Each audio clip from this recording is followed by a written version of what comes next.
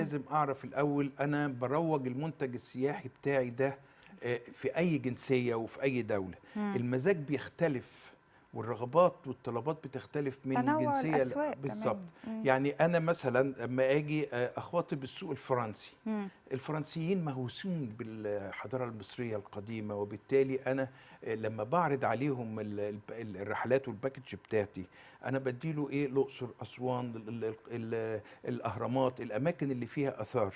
عشان لما هم باجي مهتمين جدا بالسياحة بالظبط كده. الثقافية. لو اديته انا برنامج مثلا قلت له لو انت حبيت تقضي وقت حلو على الشواطئ في الغردقه وشرم، انت لو بصيت في الغردقه وشرم مش هتلاقي سياحه فرنسيه كتير، يعني هم قليلين فعلا جدا هم مهتمين بالسياحة مثلا. الثقافية أكتر، ده حقيقي. فبالتالي يبقى انا بخاطب السوق ده، فبجهز له البرنامج اللي يناسب معاه.